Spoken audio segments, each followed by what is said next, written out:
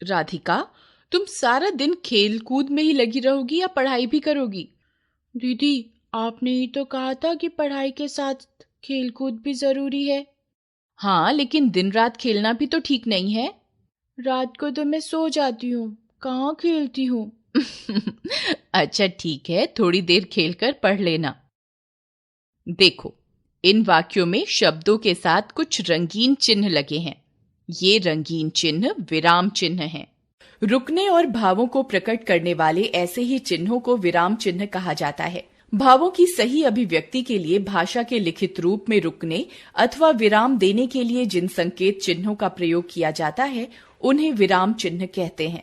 हम बोलते समय अपनी बात को स्पष्ट करने और समझाने के लिए कहीं क्षण भर तो कहीं उससे अधिक देर रुकते हैं। कभी किसी शब्द पर बल देते हैं, कभी एक ही वाक्य का उच्चारण अलग अलग ढंग से करते हैं। मौखिक भाषा के उस उतार चढ़ाव, गति, ठहराव आदि को लिखित भाषा में प्रकट करने के लिए ही भाषा में विराम चिन्हों का प्रयोग किया जाता है। वास्तव में विराम शब्द का अर्थ ही है रुकना। हिंदी में बहुत से विराम चिन्ह प्रयोग किए जाते हैं। कुछ प्रमुख विराम चिन्ह इस प्रकार हैं: अल्प विराम, अर्ध विराम, पूर्ण विराम, प्रश्नवाचक चिन्ह, विस्मयादिबोधक चिन्ह, योजक चिन्ह, उद्धरण चिन्ह, निर्देशक चिन्ह, लाघव चिन्ह, विवरण चिन्ह, कोष्ठक चिन्ह, हंसपद या त्रुटि पूरक चिन्ह। अल्प विराम, पढ़ते, बोलते या लिखते समय बहुत सा रुकने के लिए अल्प विराम का प्रयोग किया जाता है। जैसे एक ही प्रकार के 2 से अधिक शब्दों का प्रयोग करने पर, बाजार से आटा, दाल, चीनी खरीद कर लानी है। बिंदु को संतरा, अनार और अंगूर बहुत पसंद हैं। रमेश, कविता, रूपा, उमेश और रवि आज अनुपस्थित हैं। किंतु, परंतु, इसलिए आदि योजक शब्दों से पहले। सीता पढ़ रही है परंतु पिंकी शोर मचा रही है। जब एक ही तरह के वाक्यांश साथ आए, चंद्रमा हमें शीतलता देता है, प्रकाश देता है। हमने खाना खाया, थोड़ी देर आराम किया और फिर घूमने चल दिए। संबोधन के बाद अथवा हाँ नहीं के बाद, मीरा इधर आकर बैठो, पिताजी माँ आपको बुला रही हैं। हाँ कहो, क्या कहना है? अर्ध विराम, वाक्य में अल्प विराम से कुछ अधिक और पूर्ण विराम से कुछ कम समय रुकने के लिए अर्ध विराम का प्रयोग किया जाता है। जैसे पेड़ों पर कोपलें निकल आई हैं क्योंकि वसंत आ गया है। तुम्हारी हर गलती माफ हो सकती है, केवल एक अनुशासनहीनता को छोड़कर। पूर्ण विराम, वाक्य की समाप्ति पर पूर्ण विराम लगाया जाता है। जैसे महिमा अपना काम समाप्त कर घर चली गई। पढ़ाई के साथ साथ खेलकूद भी बहुत जरूरी है। आप खाना खा कर जाइएगा। प्रश्नवाचक चिन्ह, जहां कोई प्रश्न पूछा जाए वहां प्रश्नवाचक चिन्ह का प्रयोग होता है। जैसे आप कहाँ जा रहे हैं? विनोद, तुम किस कक्षा में पढ़ते हो? तुम्हारे पिताजी क्या काम करते हैं?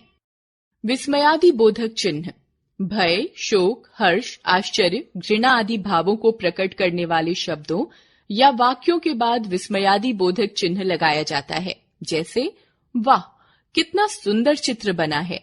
हाय, मेरा तो सब कुछ लुट गया। अरे, तुम गाना भी गाते हो।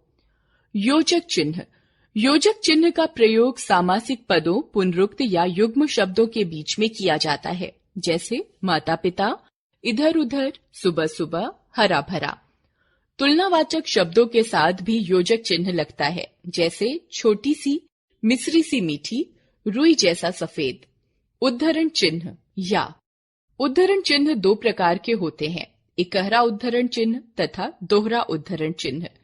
किसी व्यक्ति का उपनाम, पुस्तक का नाम इकहरा उद्धरण चिन्ह के साथ लिखा जाता है। जैसे श्री रामचरितमानस एक महाकाव्य है। भारतीयों को दक्षिण अफ्रीका में कुली कहा जाता है। दोहरा उद्धरण चिन्ह किसी के कथन को ज्यों का त्यों प्रस्तुत करने के लिए प्रयोग किया जाता है। जैसे बाल गंगाधर तिलक ने कहा था, स्वतंत्रता हमारा जन्मसिद्ध अधिकार है। शास्त्री जी ने जय जवान जय किसान का नारा दिया था।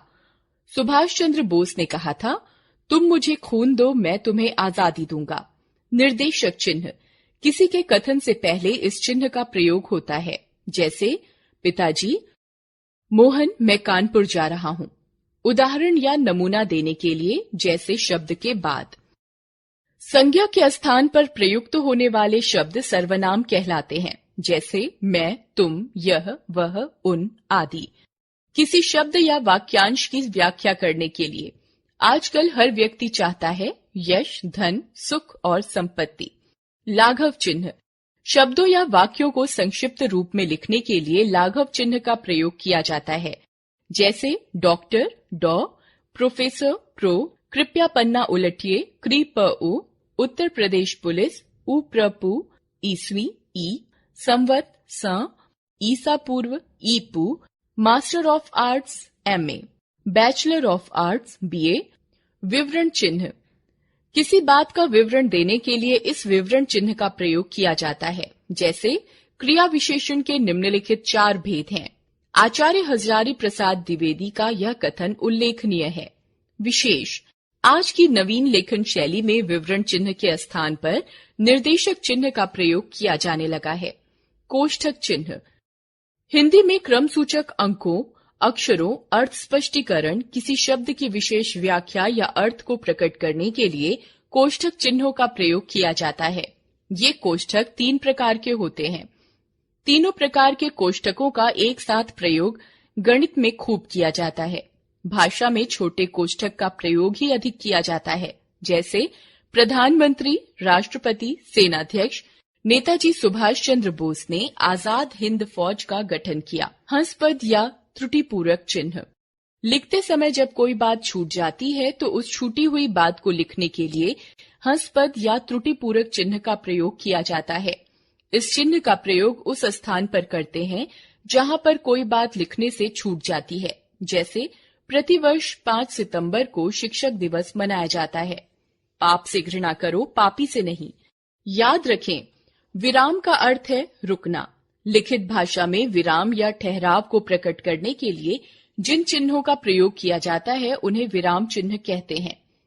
विराम चिन्हों का प्रयोग भावों को व्यक्त करने के लिए भी किया जाता है।